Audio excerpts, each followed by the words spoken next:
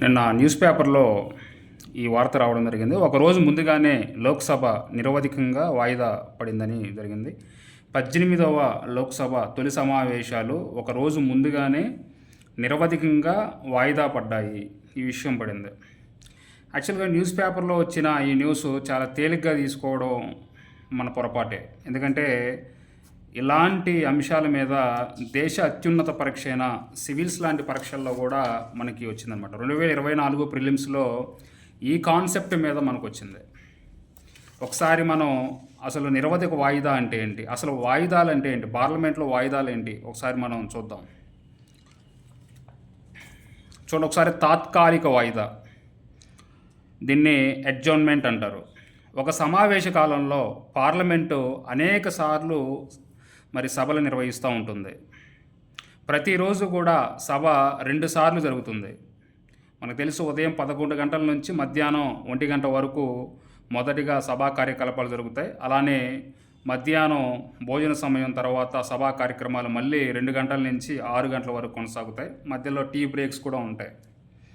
అయితే ప్రతిసారి కూడా ఇలా విరామం ఇచ్చినప్పుడు సభాధ్యక్షులు అడ్జర్న్మెంట్ ఇస్తూ ఉంటారు. అంటే తాత్కాలిక వాయిదా అంటారు దాన్ని, అడ్జర్న్మెంట్ ఇస్తూ ఉంటారు. సో ఇది గంటలలో కానీ రోజుల్లో కానీ మాత్రమే ఉంటుంది. ఈ నిలుపుదల తాత్కాలిక వాయిదా అనేది గంటల్లో కానీ రోజుల్లో కానీ ఉంటుంది. సామాన్యంగా ఇప్పుడు మధ్యాహ్నం 1 గంటకి మధ్యాహ్న భోజనం ఏదైతే ఉందో, మధ్యాహ్నం భోజనం ఏదైతే ఉందో, భోజన విరామం అప్పుడు అడ్జర్న్మెంట్ మోషన్ అనేది ఇస్తూ ఉంటాడు ఇది సభాధ్యక్షుడు. అందుకని ఇక్కడ మనం గమనించాల్సింది ఏంటంటే, తాత్కాలిక వాయిదా అనేది సమయం అలానే తేదీ ప్రకటిస్తారు. అంటే తర్వాత మళ్ళీ సభ ఎన్ని గంటలకి ప్రారంభమవుతుంది, అలానే ఒకవేళ సాయంత్రం అయిపోతే మళ్ళీ ఏ తేదీని ప్రారంభమవుతుంది అనేది ప్రకటించడం జరుగుతుంది. ఉదాహరణకి రేపు ఆదివారం, తర్వాత మండే, సో ఆ డేట్ కూడా ప్రకటించడం జరుగుతుంది. అలా మనకి సమయం తేదీ 2 కూడా ప్రకటించడం జరుగుతుంది. అలానే తాత్కాలిక వాయిదాను ప్రకటించేది సభాధ్యక్షుడు. అలానే నిరవధిక వాయిదా రెండవది, ఇది అడ్జర్న్మెంట్ సైనిడై అంటారు. చాలాసార్లు అలానే చాలామంది సైనిడై అని చదువుతూ ఉంటారు. కాదు, ఇది అడ్జర్న్మెంట్ సైనిడై అని చదవాలి. నిరవధిక వాయిదా, ఇప్పుడే మనం పేపర్లో అదే చూసాం. నిరవధిక వాయిదా ఒకరోజు ముందుగానే లోక్సభ నిరవధిక వాయిదా ఇచ్చింది ఇక్కడ. అంటే సామాన్యంగా నిరవధిక వాయిదా ఎందుకు మనకి ఇస్తూ ఉంటారంటే, సో సభలో ఏదైనా గందరగోళం జరిగినప్పుడు సభాధ్యక్షుడు నిరవధిక వాయిదాని వేస్తూ ఉంటాడు. సో మొన్న అదే జరిగింది. ఇక్కడ 18వ లోక్సభలో ప్రతిపక్షాలన్నీ కూడా గోల్ చేస్తే అందుకనే ఆ మణిపూర్కి చెందిన అంశాలు కానీ లేకపోతే నీటికి సంబంధించిన అంశాలు కానీ ఇలాంటివి లేవనెత్తినప్పుడు సభ గందరగోళాల మధ్య లోక్సభని నిరవధిక వాయిదా వేయడం జరిగింది. సో ఇక్కడ అదే చూడండి ఒకసారి. ఇప్పుడు సభ మళ్ళీ తిరిగి ప్రారంభమయ్యే తేదీని కానీ అలానే సమయాన్ని కానీ ప్రకటించరు. నిరవధిక వాయిదాలో ఈ 2 కూడా ప్రకటించరు. తేదీ ప్రకటించరు, సమయాన్ని కూడా ప్రకటించరు. నిరవధిక వాయిదా ప్రకటన చేసేది ఎవరంటే సభాధ్యక్షులు. అందుకని ఇక్కడ నిన్న పార్లమెంట్లో లోక్సభలో ఓం బిర్లా నిరవధిక వాయిదాని ప్రకటించాడన్నమాట. ఇది గుర్తుపెట్టుకోండి. సో అలానే దీర్ఘకాలిక వాయిదా, దీన్ని ప్రోరగేషన్ అంటారు. ప్రోరగేషన్ అంటారు. సో సమావేశాలు ముగిసిన తర్వాత దీర్ఘకాలం పాటు, అంటే మరో సమావేశం జరిగే వరకు సభను వాయిదా వేయడం. ఉదాహరణకి ఇప్పుడు దీర్ఘకాలిక ప్రకటన చేసేది ఎవరు ఫస్ట్ మనకు తెలియాలి. దీర్ఘకాల వాయిదా ప్రకటన చేసేది రాష్ట్రపతి. గుర్తుపెట్టుకోండి, రాష్ట్రపతి. ఎట్లా?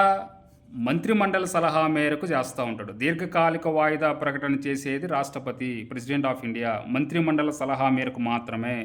ఉదాహరణకి ఇప్పుడు బడ్జెట్ సమావేశాలు జరుగుతున్నాయంటే బడ్జెట్ సమావేశాలు పూర్తిగా అయిపోయిన తర్వాత రాష్ట్రపతి ప్రోరోగ్ చేస్తాడు. అంటే మళ్ళీ వచ్చే సమావేశంలో కలుసుకుందాం అని ప్రోరోగ్ చేయడం.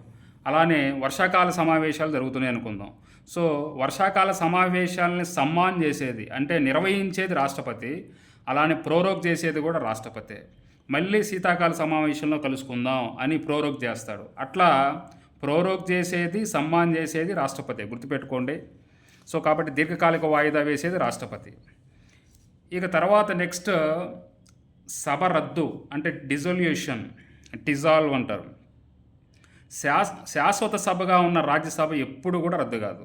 మరి ఏ సభ మాత్రమే రద్దు అవుతుందంటే లోక్సభ మాత్రమే రద్దు అవుతుంది. లోక్సభ మనకి 2 రకాలుగా రద్దు అవుతుంది. 2 టైప్స్. అవేంటి అంటే ఒకసారి చూడండి, దాని గురించి చూద్దాం. కాలపరిమితి 5 సంవత్సరాల తర్వాత ఆటోమేటిక్గా అంటే స్వతహాగా రద్దు అవుతుంది. మనకు తెలుసు. సో లోక్సభ కాలపరిమితి 5 సంవత్సరాలు. 5 సంవత్సరాలు ముగియగానే స్వతహాగా రద్దు అవుతుంది. ప్రధానమంత్రి ఆధ్వర్యంలోని మంత్రిమండలి సలహా మేరకు మాత్రమే. మనం మొన్న చూసాం ఒక 10 రోజుల క్రితం. సో ప్రధానమంత్రి నరేంద్ర మోడీ మరి మంత్రిమండలి యొక్క సలహా మేరకు మంత్రిమండలి యొక్క సలహా మేరకు ఆ తీర్మానాన్ని రద్దు చేస్తున్నట్టు పోయి రాష్ట్రపతికి ఇవ్వడం జరిగింది. అట్లా సభ 5 సంవత్సరాల తర్వాత స్వతహాగా రద్దు అవుతుందన్నమాట. సో కాబట్టి ఇది గుర్తుపెట్టుకోండి. ఇంకొకటి ఏంటంటే రాష్ట్రపతికి తనకున్న విచక్షణాధికారంతో రాష్ట్రపతి సభని రద్దు చేయడానికి ఎప్పుడైనా నిర్ణయం తీసుకోవచ్చు. ఇది విచక్షణ అధికారంలో ఆధారపడి ఉంటుంది. రాష్ట్రపతికి విచక్షణ అధికారం ఉంటుంది. అంటే ఇప్పుడు ఉదాహరణకి సభలో సగం కంటే ఎక్కువ సీట్లు లేకపోతే, అంటే అవిశ్వాస తీర్మానంలో ఓడిపోతే లేదా విశ్వాస తీర్మానం లేకపోతే ఎప్పుడైనా కానీ మరి ఆ సభను రద్దు చేయడానికి రాష్ట్రపతికి అధికారం ఉంటుంది. అది విచక్షణ అధికారం. ఇలాంటి విచక్షణ అధికారాలు చాలా ఉన్నాయి. ఆ విచక్షణ అధికారంతో పార్లమెంట్ని రద్దు చేయొచ్చు. సో ముఖ్యంగా లోక్సభని, రాజ్యసభని అయితే రద్దు చేయడానికి ఎవరికి ఉండదో లోక్సభని రద్దు చేయొచ్చు. ఇట్లా ఉంటుంది. సో ఒకటే గుర్తుపెట్టుకోండి, ఇక్కడ మనకి సింపుల్గా ఎడ్జార్న్మెంట్ అంటే తాత్కాలిక వాయిదా. ఈ తాత్కాలిక వాయిదాని వేసేది సభాధ్యక్షుడు.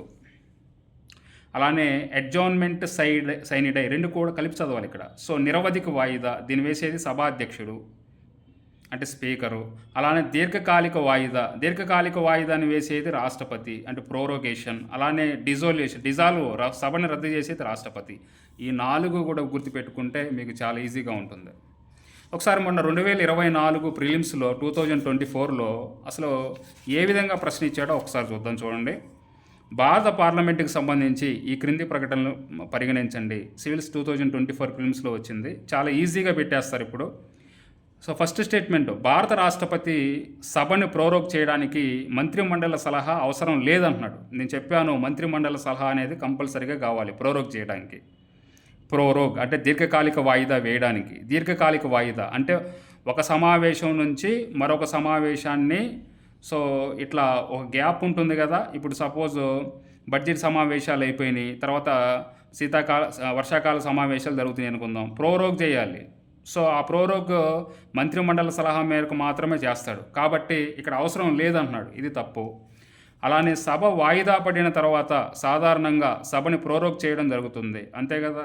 అలానే సెషన్లో ఉన్న సభని ప్రోరోగ్ చేయడానికి భారత రాష్ట్రపతికి ఎటువంటి అడ్డంకి లేదు. అవును.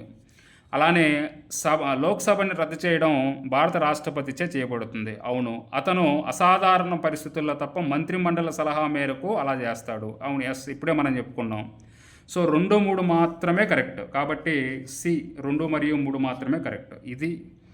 సో చూసారా, ఒకసారి ఒక వార్తా పేపర్ కంటెంట్ తోటి మనం సివిల్స్ లాంటి ఎగ్జామ్స్లో కూడా మనం ప్రశ్నలు పెట్టొచ్చు అనమాట. Thank you.